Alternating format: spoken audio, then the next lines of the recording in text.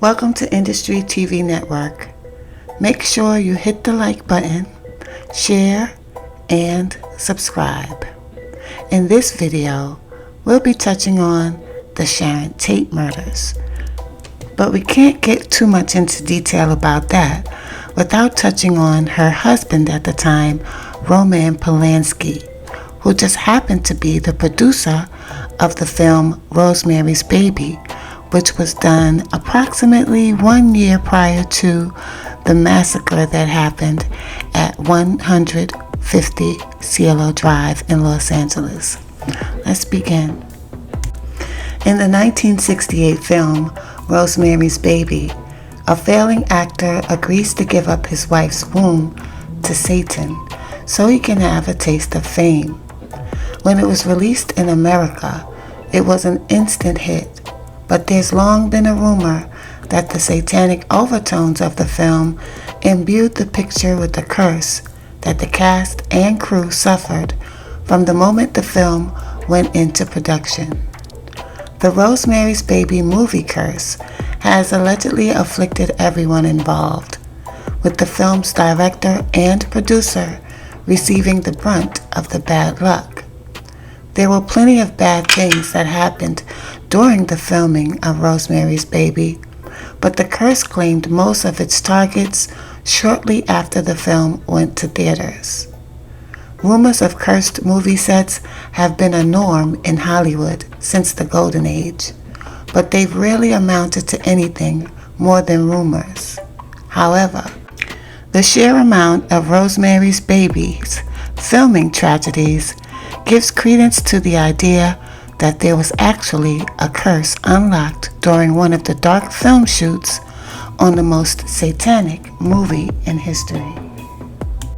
Arguably, the person who was hit the hardest by the curse of Rosemary's Baby was the film's director, Roman Polanski. Initially, he wanted to include his wife, Sharon Tate, in the film as Rosemary, but was overruled by producer Robert Evans, who fought tooth and nail for Mia Farrow. Evans got his way, and Tate was relegated to being an unnamed background character in a single-party scene. A year after the film was released, Tate and some of her friends were staying in a rented house on Cielo Drive in Los Angeles when Tex Watson and some girls from the Manson family broke in. Watson and the girls doled out more than 100 piercing wounds between the four people, none of whom survived. The Dakota is one of the most famous buildings in New York, not just because it served as the exterior for the apartments in Rosemary's Baby, but because it was the site of John Lennon's demise.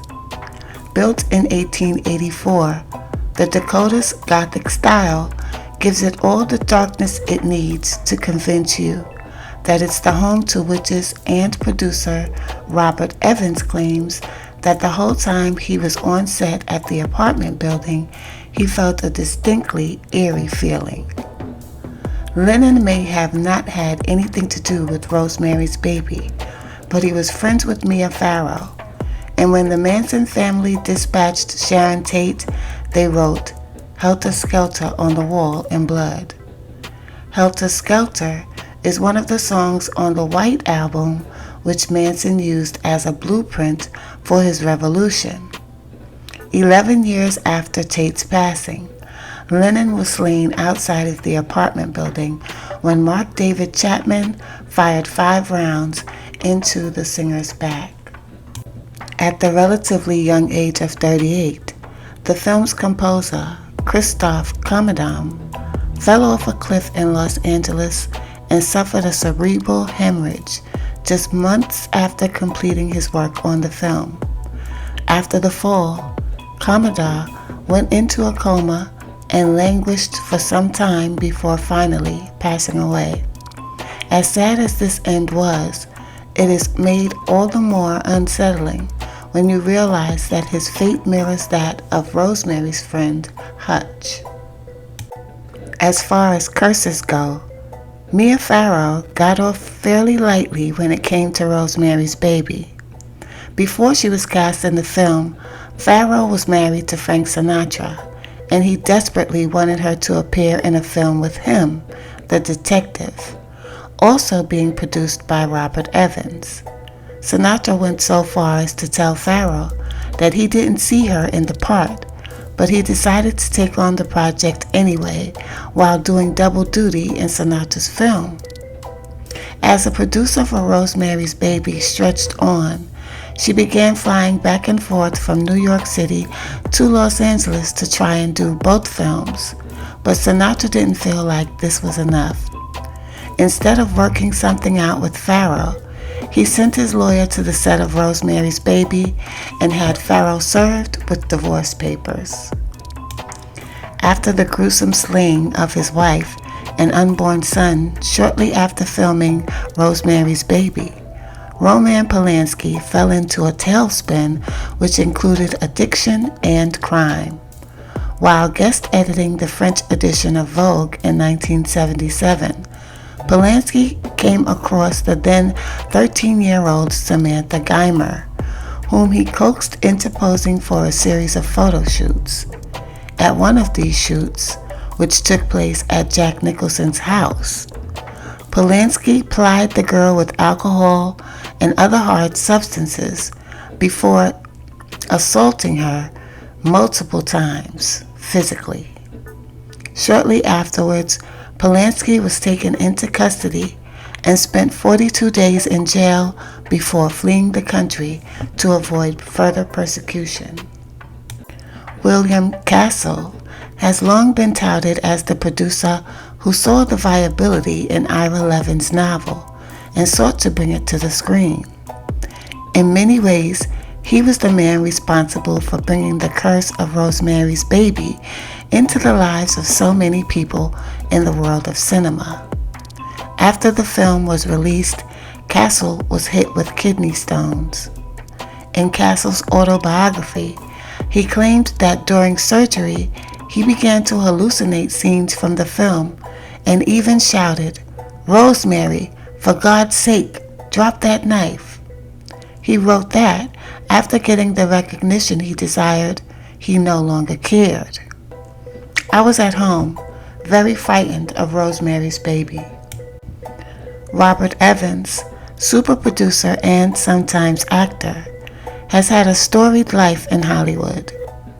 He got his start in Hollywood in an adaptation of Ernest Hemingway's The Sun Also Rises, but his career really took off when he spearheaded the production of The Detective and Rosemary's Baby for Paramount. However, his good luck in the film industry would come with some very hefty receipts. He was convicted for possession of coke, tied to an execution-style elimination at the Cotton Club, and later in life he suffered multiple strokes, one of them while giving a speech in honor of late director Wes Craven.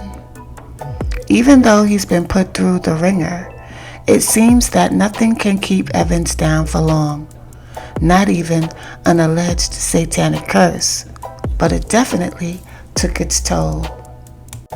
The writer, Ira Levin, had a huge success on his hands with the novel for Rosemary's Baby. It was a bestseller, and the rights were almost immediately snatched up by William Castle. However, after the film was released, his life began to slowly crumble until he was a parody of himself. The year the film was released, his wife left him, and he began receiving targeted strikes from the Catholic Church. Despite claiming that he never believed in witches or Satanism, Levin told Dick Cavett that he had become terrified as he grew older. The saddest part of Levin's downfall came 30 years after the release of Rosemary's Baby, when he released Son of Rosemary, a poorly received sequel to his magnum opus. Many of the physical effects of the curse manifested inside William Castle, one of the film's producers. He suffered kidney stones and had to go under the knife to get rid of them. and he became the focus of a targeted strike by a group of people who felt that Castle was helping to usher Satanism into mainstream America. Castle allegedly received around 50 letters a day at the height of the mania, and they were fierce. One letter read, "Bastard, believer of witchcraft, worshipper at the shrine of Satanism. My prediction is you will slowly rot during a long and painful illness, which you have brought upon yourself." When he actually did come down with his kidney failure, he could have easily thought back on this letter and wept. Prior to casting proto-indie auteur John Cassavetes as Rosemary's husband Guy, the production company wanted a young Robert Redford for the part. Unfortunately, something shady happened between producer Robert Evans and Redford, and the actor never spoke to the producer again. This created a hole for Polanski to plug in his choice for the role, Cassavetes. According to Mia Farrow, things were peachy keen between Cassavetes and Polanski during pre-production. She said they spent a lot of time palling around and riding motorcycles together. But as filming began, fissures in their relationships began to form. Cassavetes wanted to improv and explore the space, but that's not the way that Polanski worked. Farrow said that Polanski planned his shots down to minor details, and that there was no place for Cassavetes' preferred style of acting. Of their time together, Polanski simply said, "John Cassavetes was not my best experience, I have to say." People were accusing William Castle and others that were involved with this movie of bringing Satanism into the world of cinema. And if you ask me, in my opinion, I think they were absolutely right. I think that is exactly what that movie was intended for. Some recent researchers have cast doubt on the real motivation behind the Manson murders. Of course, the case has always attracted frenzied speculation, but the central thesis that Manson was a deranged cult leader who sent his followers out to kill is generally accepted. This simplistic scenario ignores many other elements surrounding Manson and the murders. As Hollywood currently undergoes a series of sordid allegations and claims of cover-ups, it's not hard to believe the Manson murders may have been spun in a way to deflect attention from the activities of Tinseltown's finest. An alternative view claims that Manson was primarily a drug dealer, pimp, and car thief with connections to organized crime.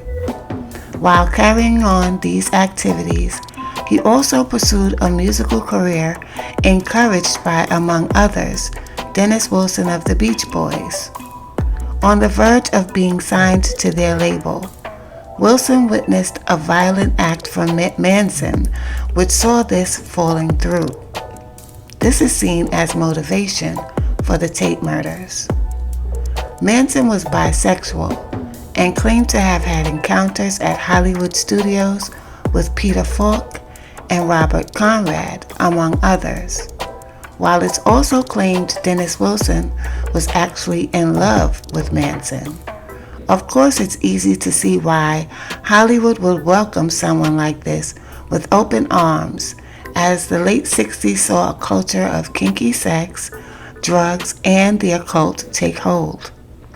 The Polanski-Tate household was said to be a center for these kind of activities, with the statuesque Tate claiming to be some kind of Illuminati goddess. Though there are differing versions, it seems clear that the murders were connected to drugs, with one of the victims, celebrity hairdresser Jay Sebring, who was referred to as the cocaine dealer to the stars. They were getting more than a shampoo and trim when visiting his salon, allegedly. Interestingly, Elvis's personal stylist and spiritual guru, Larry Geller, was a Sebring acolyte. In one version of the events, Tex Watson's intention was to rob Sebring of $20,000 worth of cocaine. After the murders occurred, Manson is said to have returned to the scene to make it appear like it was the work of Black Panther race warriors. This can be seen as similar to the murder of a wealthy official in the Bahamas by a mafia hitman who partially burned the body and threw chicken feathers around it to give it the look of an occult killing, knowing the sensationalism that would follow. The following nights, La Bianca killings again were said to be connected to drugs. In one version, an organized crime figure tells Manson to go to their home to locate a black book. Before police were at the scene, it's claimed that Robert Evans, Jack Nicholson, and the owner turned up and removed potentially embarrassing items from the property.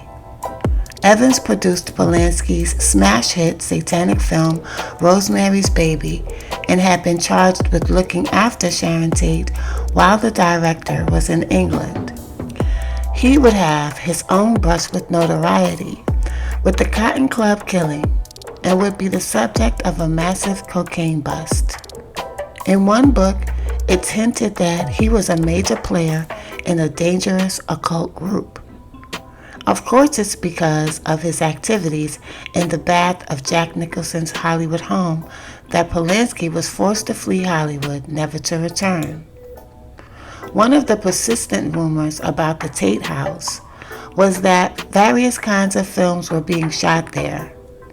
Indeed, several years later, members of the LAPD were found to be hawking celebrity porn films that were found in the attic of the house and impounded.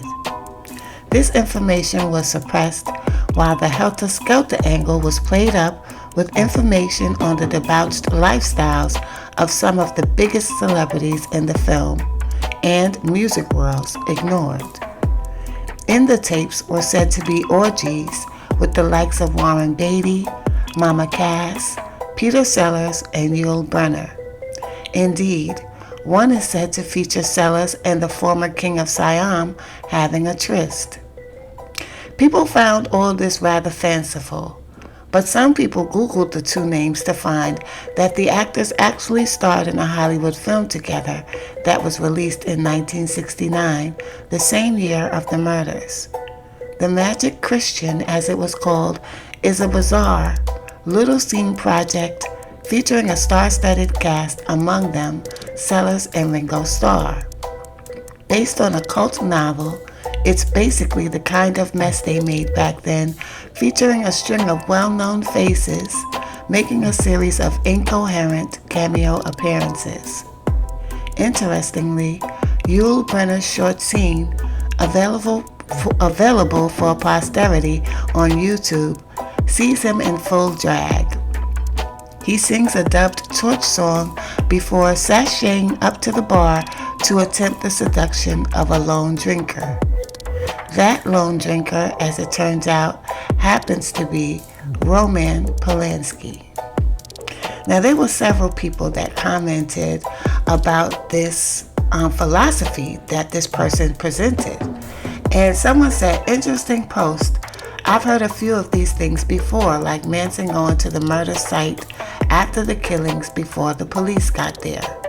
I also read something in John Phillips' autobiography about Mama Cass and one of the victims, Frykowski. He didn't elaborate, but he basically said that Mama Cass and Frykowski hung out and were friends with some very shady people that even he, John Phillips, was uncomfortable around. I wish he had gone into more detail.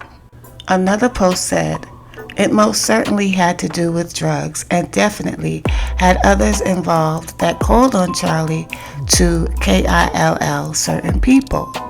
It's not what others speculate as far as this drug dealer wanting to rob this or that drug dealer. It was the CIA experimenting with LSD in the hippie movement to discredit them as absurd, drug-fueled crazy people, and the deep state wanting certain people in Hollywood who was no longer of use and / or knew too much to be KILLED. Hollywood and government have always been in bed together and is just now starting to be exposed. Well, this really does sound a lot like when they described what was going on in the house allegedly. It does sound a lot like what Diddy is now being accused of with the freak-offs and everything. The funny thing is Manson did not participate actively in any of those killings. He had KILLED, the person, or so they say, who worked in the ranch where his family had taken place. But he was not active in these high-profile murders. He was supposed to be the mastermind behind them. Well, there's a whole bunch of different philosophies that have come out about this tragedy that happened. And they were also saying that at the time,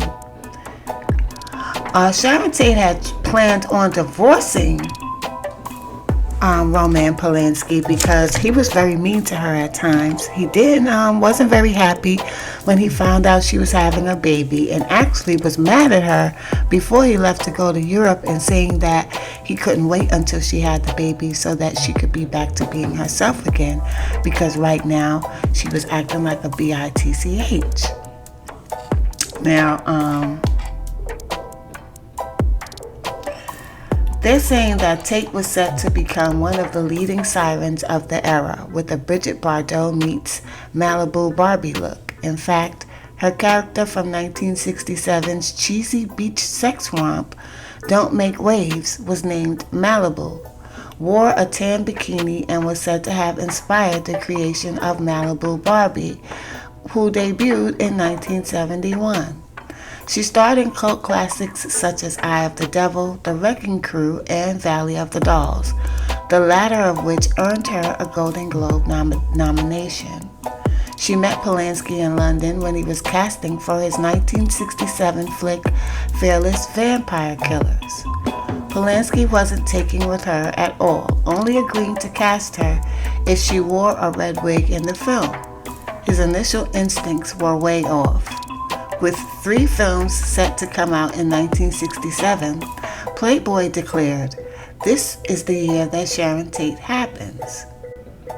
In an interview just a week before that fateful night in Los Angeles, she was asked if she believed in fate. She replied, "Certainly. My whole life has been decided by fate. I think something more powerful than us decides our fate for us." Late in the night of August 8, 1969, Charles Manson's right-hand man, Tex Watson, and 3 of his family, Susan Atkins, Patricia Krenwinkel, and Linda Kasabian, headed towards 150 Cielo Drive, the house that Tate had occupied since February. She was hosting a small dinner party with guests Jay Sebring, a Hollywood hairstylist who once dated Tate, Polanski's friend Wojciech Frykowski, and his partner Abigail Folger, who was the incredibly wealthy heiress to the Folger coffee fortune. As the guests dined inside the house, Watson and the girls were scaling an embankment to the right of the gates, having parked the car further down the driveway. Watson had already cut the phone line to the house. While they entered the grounds, headlights flashed from an approaching vehicle. Watson stepped in front of the car and aimed a revolver at the driver, 18-year-old Stephen Parent, who was visiting a friend living in the guest house at the rear of the property. As Parent begged for his life, Watson shot him 4 times, leaving his body slumped dead in the vehicle. Reaching the house, Watson crawled through a window and let 2 of the women in through the front door, while Kasabian kept watch down by the front gates. By this point, Frykowski was asleep on the living room couch, awakened with a swift kick in the head. When he asked what Watson was doing in the house, He replied, "I'm the devil and I'm here to do the devil's business." The three others were dragged into the living room and tied up. Tate and Sebring were tied together by their necks with a rope, which was hung over one of the ceiling beams. Sebring protested the rough treatment of the heavily pregnant Tate and was shot by Watson. Folger was ordered into one of the bedrooms to fetch her purse, which contained $70. Watson was distracted by Sebring's groaning in the lounge room and came back and stabbed him 7 times. Kasabian was drawn up the driveway by the fracas. "I started to run towards the house. I wanted them to stop," she later explained. "I knew what they had done to that man's parent and that they were killing these people. I wanted them to stop." Frykowski had managed to free his arms from the towel they were tied with and lunged at Atkins. She stabbed his legs with a butcher knife, but he managed to struggle out the front door. There he met Kasabian, who was entering to stop the slaughter. He had blood all over his face and he was standing by a post, Kasabian later testified. "We looked into each other's eyes for a minute and I said, 'Oh God, I am so sorry. Please make it stop.' But then he just fell to the ground into the bushes." Watson gave chase and knocked him out with the butt of his revolver, stabbing him multiple times and shooting him twice. Miraculously, he was still alive. Kasabian, horrified by what was occurring, falsely told Atkins that someone was coming. She stood planted to the front lawn, watching with horror as the murders unfolded. Folger had escaped from the bedroom window and ran out towards the pool area. Krenwinkel gave chase and the pair ended up on the front lawn, where Krenwinkel tackled her to the ground, stabbing her several times. Watson stepped in and finished the job, stabbing her 28 times. Frykowski, still alive, was crawling across the lawn. Watson finally killed him with a flurry of further stabs. As the killers went back inside, Kasabian ran down the hill to where the car was parked and started the engine. As she planned to drive far away, she worried about the fate of her small daughter, who was at the Spahn Ranch with Charles Manson and the rest of the family. She hopped out of the car and headed back towards the house. Kasabian would later testify against the others, being the key witness for the prosecution in exchange for immunity, a controversial decision given her role in the killings. Inside the house, Sharon Tate was pleading for her life, offering herself up as a hostage if they would only let her live long enough to give birth to her child. It was unknown who killed Tate, but she was stabbed 16 times, and her unborn child was brutally cut out of her stomach. As she died, Tate repeatedly cried, "Mother, mother, mother." Grabbing the towel used to bind Frykowski, Atkins dipped it in Tate's blood and wrote "pig" on the front door of the house. The four removed their bloody clothing and discarded it in the thick shrub in the hills on their way back to the Spahn Ranch. To unravel how the Manson family ended up at Sharon Tate's house on that evening, we need to go back to patient zero, Beach Boys drummer Dennis Wilson. Nowhere is the Californian disconnect between sunshine and shade made more prevalent than in the lives of the Beach Boys, wholesome Californian surfer boys whose lead songwriter never caught a wave. An all-American story that features parental cruelty, mental illness, drug abuse, drowning, alcoholism, paranoia, and Charles Manson. In 1968, Dennis Wilson, drummer for the Beach Boys, picked up 2 women who were hitchhiking, one of whom was Patricia Krenwinkel. Through these women, he met Charles Manson, an aspiring songwriter and musician. Wilson was entranced by Manson and fostered his musical dreams, going so far as facilitating many hours of recording sessions with his brother Brian Wilson, resident genius of the Beach Boys. Not surprisingly, given what happened the following year, not a second of these recordings have ever been made publicly available. But Never Learn Not to Love, a song written by Manson with lyrical changes by Dennis, actually made its way onto the Beach Boys album 2020, released half a year before the Tate murders. That same year, Wilson, shopping around Manson as a musician, introduced him to Terry Melcher, a record producer who helmed the first two albums by the Byrds and decades later co-wrote the Beach Boys' 1988 hit, Kokomo. By this point, Manson and a gaggle of women had moved into Dennis Wilson's house. Melcher, like Wilson, was initially taken by Manson's jagged songcraft and made plans to record his music, also floating the idea of making a documentary about Manson and his family.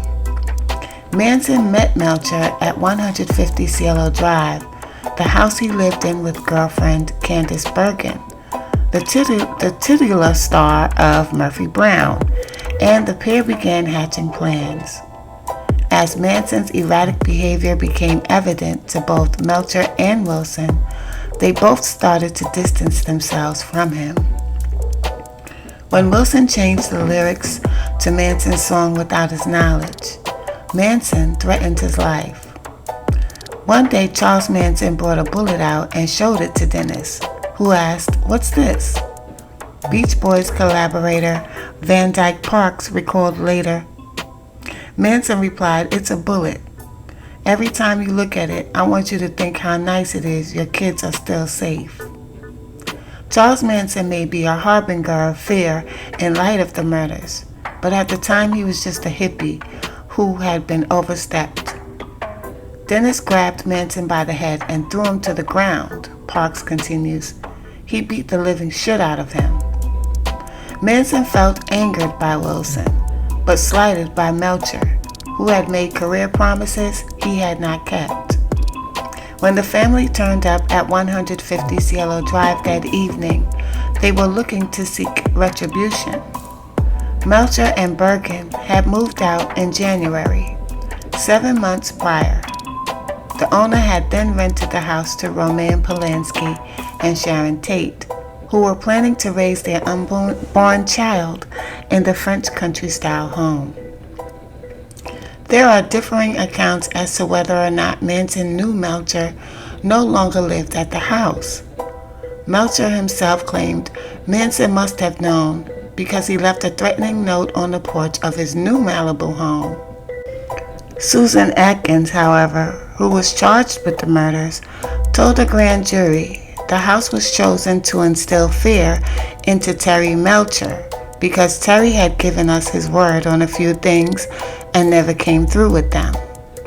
That doesn't explicitly say they expected Melcher to be home, nor do claims by Vincent Bugliosi, the lawyer who prosecuted Manson, who wrote in his 1974 book on the case, Helter Skelter, that Manson instructed Watson, Atkins, Kasabian, and Krenwinkel to go to that house where Melcher used to live and totally destroy everyone in it as gruesome as you can.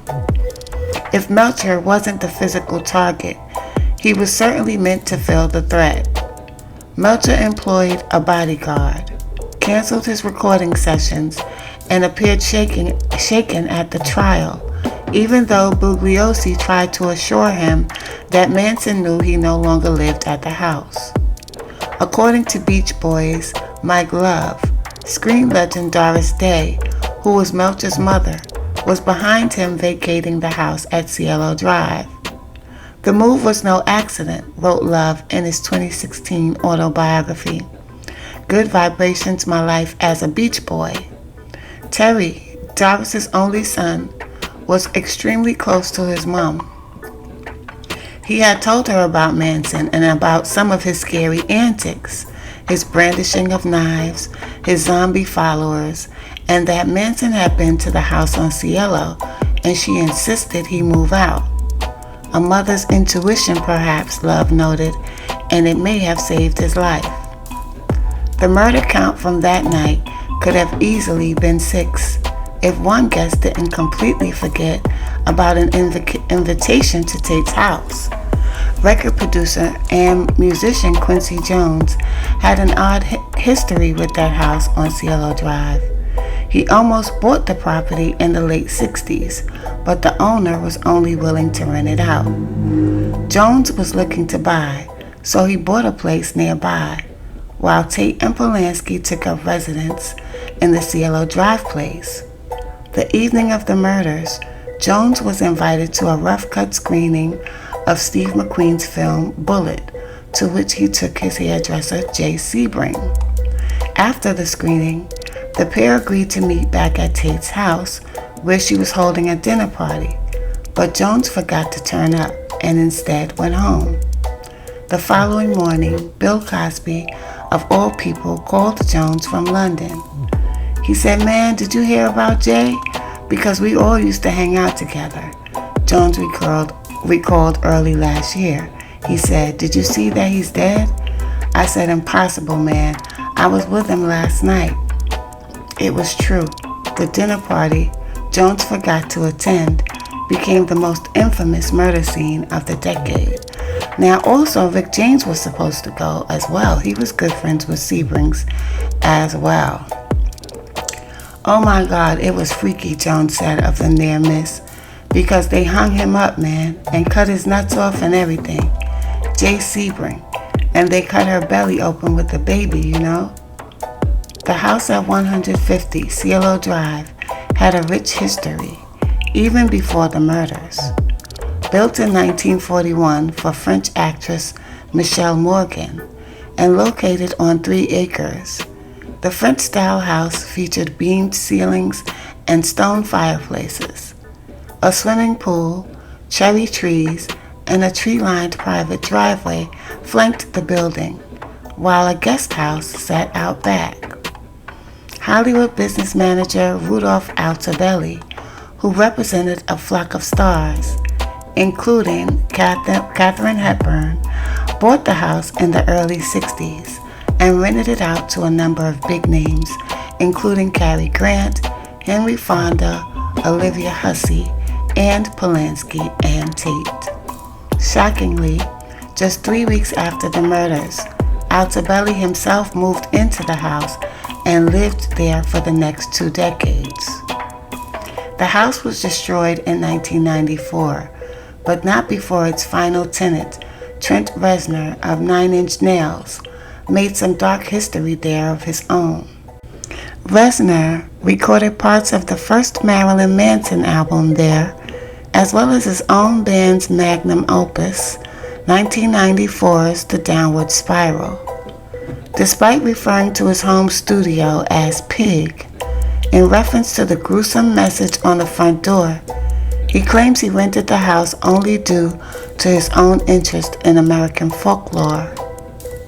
By chance, he met Sharon Tate's sister while he was living there, who accused him of exploiting her sister's death. "For the first time, the whole thing kind of slapped me in the face," he told Rolling Stone in 1997. "I guess it never really struck me before, but it did then. She lost her sister from a senseless, ignorant situation that I don't want to support," Reznor said. He went home and cried that night, sick at his own decisions. "It made me see there's another side to things, you know? It's one thing to go around with your DICK swinging in the wind, acting like it doesn't matter. But when you understand the repercussions that I felt, that's what sobered me up, realizing that what balances out the appeal of the lawlessness and the lack of morality, and that whole thing is the other end of it, the victims who don't deserve that." Reznor moved out in December 1993, explaining, "There was too much history in that house for me to handle. He did, however, remove the infamous front door and took it with him. The following year, the house was knocked down and replaced with another, the new owner even applying for a different street address for the property to completely remove any association to the murders. When attempting to sell it in 1998, the owner stressed that it was a different house, devoid of any horrific history. "We went to great pains to get rid of everything," he told LA Weekly. "There's no house, no dirt, no blade of grass remotely connected to Sharon Tate." Please feel free to let me know what you think in the comments. Ciao for now.